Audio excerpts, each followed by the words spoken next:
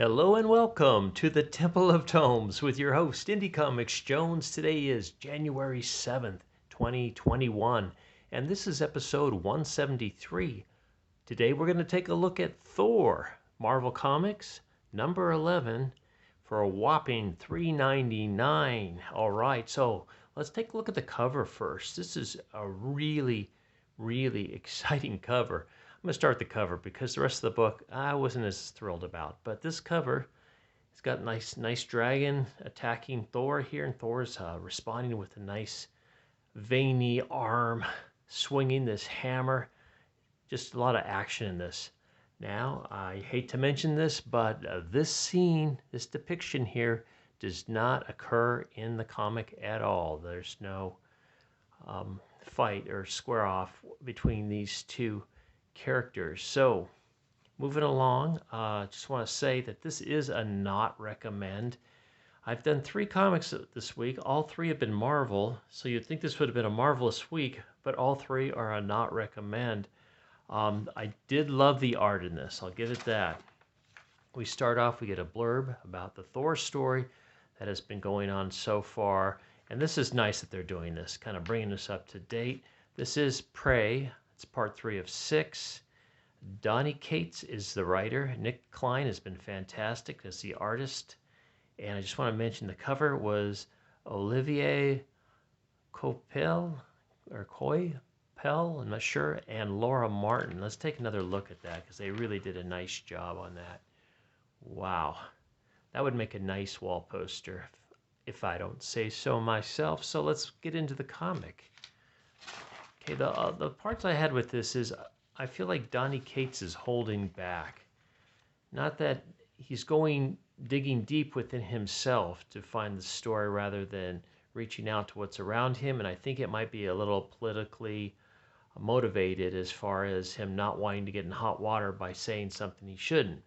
But in the meantime, we get these inner turmoil, and this is no different than what I saw in yesterday's Venom review, Venom number 32. We did Venom number 32 yesterday. The day before, it was Eternals, the number 1 on that. So this one is number 10. You can see the sequential art in this is just phenomenal. It's just stunning, and you get the feeling, the emotion of Donald Blake here. His grinning here, happy, kind of the sinister grin after wiping his lips of the blood from the meat. And there's a lot of bloody meat in this one, and I'll point them out along the way. So that's kind of the trademark of this issue, I think. He seems to serve up, Donny Cates seems to serve up a number of little vignettes here with a shock in them. He's just like, boom. And they're a little bit disjointed. They don't seem to come together too much as Donald Blake continues his rise for more and more power, and Thor is stuck back down on Donald Blake's old fake Earth, I guess you'd call it. So here we see Donald Blake. He's having a nice dinner with Jane Foster at a very nice restaurant. And Jane Foster's eating a burger. So how about that? So he's having a nice steak. He's in a burger. And she's just mentioning that, they're just kind of bantering back and forth. She's talking about what she's doing with her life, and you get this nice steam coming up from the cup, making him look even more sinister in that shot. So a really nice touch here. She tries to comfort him a little bit, and he suddenly pulls away when he hears something about it. This discussion, a lot of discussion in the Jane Foster, Donald Blake scenes.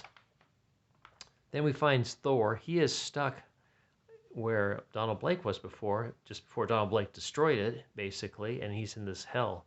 He comes upon a creature that I guess was featured in Squirrel Girl. Was it called Ratasukura? I'm not sure what that is. But he actually asks this thing to help him, which you can tell by the dialogue that he is just very playful, and he's more there just to trick Thor.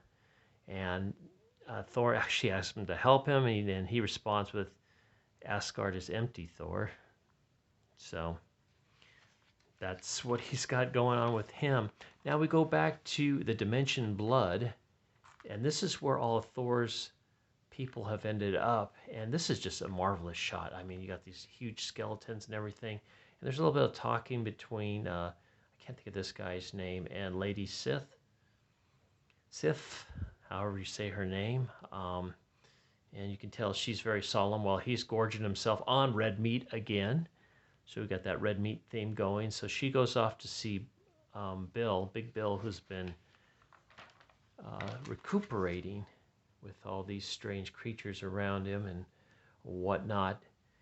And suddenly he gets up. I guess he's feeling much better.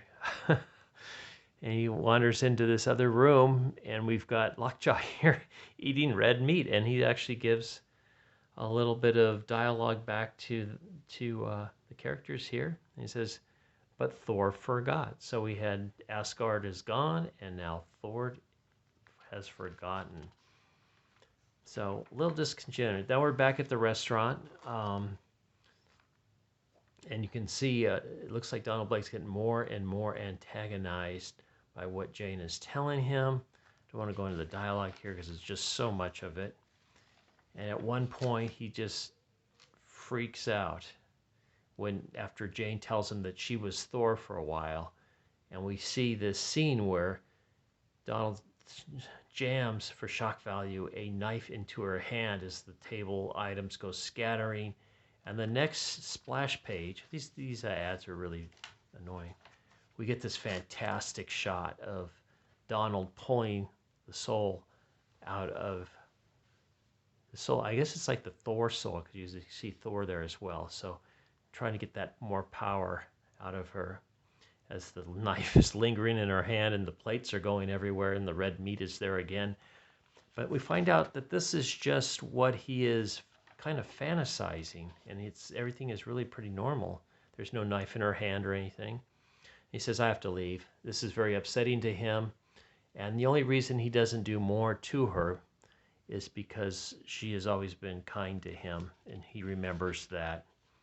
So she goes back to her medical institute. She's like an instructor there, I believe, and the autopsy guy, corner here, says, I hope you didn't eat a big lunch because I got something to show you. And we see some more red meat here. This is Roger Red Norvell, and she freaks out. Can't remember if he's been in this arc or not. I'm drawing a blank on him. But then she basically relieves herself of lunch, and she's thinking to herself, saying like, Donald Blake is doing this, no, Donald is fine. And then we get this strange globe above her. Not sure why we're seeing it, but there it is. She said, Donald is fine. Okay. Then all of a sudden, Donald's in the swamp. So I'm not sure how this happened, but he's there. He gets hit by lightning.